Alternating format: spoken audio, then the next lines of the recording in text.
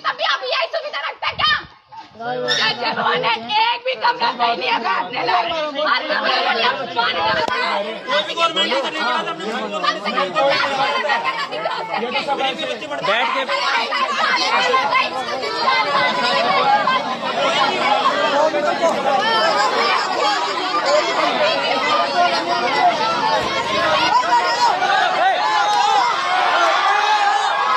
ಈ ಸರ್ಕಾರದ ಶಿಕ್ಷಣ ಅವ್ಯವಸ್ಥೆ ಅನ್ನೋದು ಬರೀ ನಮ್ಮ ರಾಜ್ಯಕ್ಕೆ ಮಾತ್ರ ಸೀಮಿತವಾಗಿಲ್ಲ. ಇಡೀ ಭಾರತದ ಶಿಕ್ಷಣದ ವ್ಯವಸ್ಥೆ ಕೂಡ ಹದಗೆಟ್ಟು ಹೋಗಿದೆ. ನಮ್ಮ ನಾಡಿನ ಮಕ್ಕಳಷ್ಟೇ ಹೈರಾಣಾಗಿಲ್ಲ. ಭಾರತದ ಹಲವು ರಾಜ್ಯಗಳ ಕುಗ್ರಾಮದಲ್ಲಿರುವ ಸರ್ಕಾರಿ ಶಾಲೆಯ ಮಕ್ಕಳು ಸರ್ಕಾರದ ಶಿಕ್ಷಣ ವ್ಯವಸ್ಥೆಗೆ ರೋಷಿ ಹೋಗಿದ್ದಾರೆ.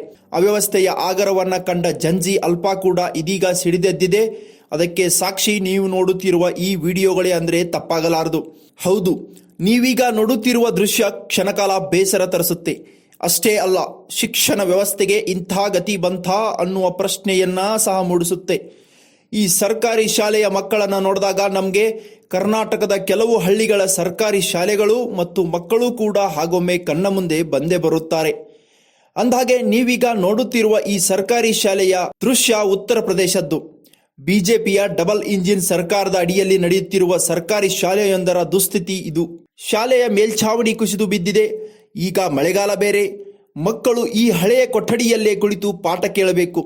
ಯಾವಾಗ ಮೇಲ್ಛಾವಣಿ ಕುಸಿದು ಬೀಳುತ್ತೋ ಗೊತ್ತಿಲ್ಲ. ಭಯದ ವಾತಾವರಣದಲ್ಲಿಯೇ ಮಕ್ಕಳು ಓದುವಂತಹ ದುಸ್ಥಿತಿ ಇಲ್ಲಿದೆ. ಅನೇಕ ಬಾರಿ ಆ ಗ್ರಾಮದ ಹಿರಿಯರು, ಯುವಕರು ಶಾಲೆಯ ಮುಖ್ಯ ಶಿಕ್ಷಕರಿಗೆ ತಿಳಿ ಹೇಳಿದರೂ ಸಹ ವ್ಯವಸ್ಥೆ ಸರಿ ಹೋಗಿಲ್ಲ. ಸರ್ಕಾರಿ ಅಧಿಕಾರಿಗಳಿಗೂ ಕಣ್ಣು ಕುರುಡಾಗಿ ಹೋಗಿವೆ. ಪದೇ ಪದೇ ಮನವಿ ಮಾಡಿದ್ದರೂ ಶಾಲೆಯ ಸ್ಥಿತಿ ಮಾತ್ರ ಬದಲಾಗಲಿಲ್ಲ. ದುರಸ್ತಿ ಕಾರ್ಯಕ್ಕೆ ಕಾದು ಕಾದು ಬೇಸತ್ತ ಯುವಕರು ಕೊನೆಗೆ ಗ್ರಾಮಸ್ಥರ ಜೊತೆ ಸೇರಿ ಅಂತಿಮವಾಗಿ ತಾವೇ ಸ್ವತಃ ಖರ್ಚು ಮಾಡಿ ಶ್ರಮವಹಿಸಿ ಮಕ್ಕಳ ತಾತ್ಕಾಲಿಕವಾಗಿ ಓದು ಬರಹಕ್ಕೆ ಅನುಕೂಲ ವ್ಯವಸ್ಥೆ ಮಾಡಿಕೊಟ್ಟಿದ್ದಾರೆ. ಇನ್ನು ಇಲ್ಲಿ ನೀವು ನೋಡುತ್ತಿರುವ ದೃಶ್ಯ ಬಿಹಾರದ ಸರ್ಕಾರಿ ಶಾಲೆಗೆ ತೆರಳುವ ರಸ್ತೆ. ಒಂದು ಕಡೆ ದುರಸ್ತಿಯಲ್ಲಿರುವ ಶಾಲೆ ಕಟ್ಟಡ, ಇನ್ನೊಂದು ಕಡೆ ದುರಸ್ತಿಗೊಳಿಸದ ಅಧಿಕಾರಿಗಳ ಮೊಂಡುತನ, ಮತ್ತೊಂದು ಕಡೆ ಮಳೆ ಬಂದು ಸಂಪೂರ್ಣ ಹದಗೆಟ್ಟಿರುವ ರಸ್ತೆ. ಸರ್ಕಾರ ಏನೋ ಅಭಿವೃದ್ಧಿ ಬಗ್ಗೆ ಬಾಯಿ ಬೆಳೆದುಕೊಳ್ಳುತ್ತೇ ಹೊರತು ಹೀಗೆ ಹಾಳಾಗಿರುವ ರಸ್ತೆಯ ಬಗ್ಗೆ ತಲೆಯನ್ನೇ ಕೆಡಿಸಿಕೊಂಡಿಲ್ಲ. ಮಳೆ ಬಂತೆಂದ್ರೆ ಸಾಕು, ಮಕ್ಕಳು ಇದೇ ರಸ್ತೆಯಲ್ಲಿ ಶಾಲೆಗೆ ಹೋಗಲು ಸಾಧ್ಯವಾಗದೆ ಪರದಾಡುವ ಸ್ಥಿತಿ ಇಲ್ಲಿದೆ. ಇದೇ ರಸ್ತೆಯಲ್ಲಿ ಮಕ್ಕಳು ಶಾಲೆಗೆ ಹೋಗಬೇಕಾದ ಅನಿವಾರ್ಯತೆಯೂ ಸಹ ಕೂಡಿದೆ.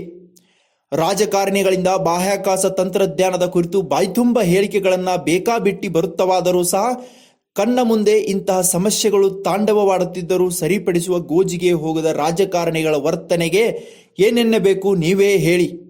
ಇಂತಹ ಅವ್ಯವಸ್ಥೆಯನ್ನ ನೋಡಿ ಬೇಸತ್ತ ಮುಗ್ಧ ಮಕ್ಕಳು ರೊಚ್ಚಿಗೆದ್ದಿದ್ದು ಸುಳ್ಳಲ್ಲ.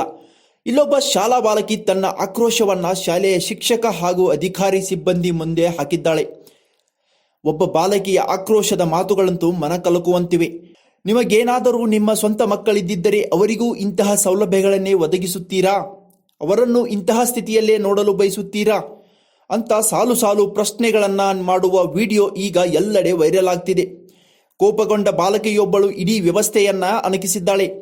ಅವ್ಯವಸ್ಥೆಯ ಆಗರವಾಗಿರುವ ಸರ್ಕಾರಿ ಶಾಲೆಯಲ್ಲಿ ಮುರಿದು ಹೋದ ತರಗತಿಯ ಬೆಂಚ್ಗಳು, ಶಿಥಿಲಗೊಂಡ ಕಟ್ಟಡ ಮತ್ತು ನಿರಂತರ ಅಪಘಾತದ ಭೀತಿಯಲ್ಲೇ ವಿದ್ಯಾರ್ಥಿಗಳು ಪಾಠ ಕೇಳುವಂತಹ ದುಸ್ಥಿತಿ ಪರಿಸ್ಥಿತಿ ಇಲ್ಲಿ ನಿರ್ಮಾಣವಾಗಿದೆ. ಸರ್ಕಾರಿ ಅಧಿಕಾರಿಗಳು, ರಾಜಕಾರಣಿಗಳು ಓದುವ ಮಕ್ಕಳ ಪ್ರಾಣ ಹೋಗುವ ತನಕ ದುರಸ್ತಿ ಬಗ್ಗೆ ತಲೆ ಕೆಡಿಸಿಕೊಳ್ಳಲಾರರು. ಬಿಹಾರದ ಥಾನಗಾಜಿ, ಜೋಧಾವಾಸ್, ಅಲ್ವಾರ್ ಸರ್ಕಾರಿ ಹಿರಿಯ ಪ್ರಾಥಮಿಕ ಶಾಲೆಯ ವಿದ್ಯಾರ್ಥಿಗಳು ಸದ್ಯ ತಮ್ಮ ಆಕ್ರೋಶವನ್ನ ಹೊರಹಾಕಿದ್ದಾರೆ.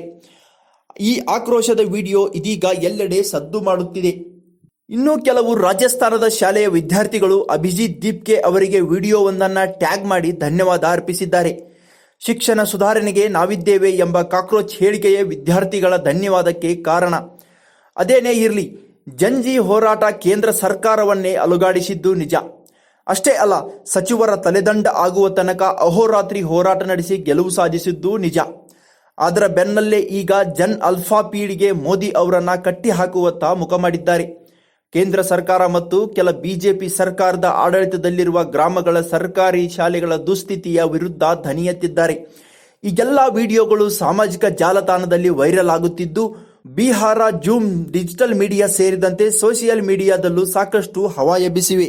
ಅದೇನೇ ಇದ್ರೂ ಇದು ವಾಸ್ತವ ಸಂಗತಿ.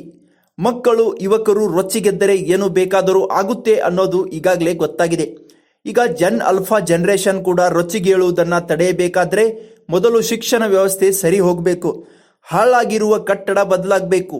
ಮಕ್ಕಳ ಶಿಕ್ಷಣ ಸುಧಾರಣೆಯಾಗಬೇಕು. ಆ ನಿಟ್ಟಿನಲ್ಲಿ ಸರ್ಕಾರಗಳು ಯೋಚನೆಯನ್ನೂ ಮಾಡಬೇಕು. ಇಲ್ಲವಾದರೆ ಮುಂದಿನ ದಿನಗಳಲ್ಲಿ ಜನ್ ಅಲ್ಫಾ ಒಂದಾದರೆ ಏನು ಬೇಕಾದರೂ ಆದೀತು ಅನ್ನೋದು ಇಲ್ಲಿನ ಎಚ್ಚರಿಕೆಯಾಗಿದೆ.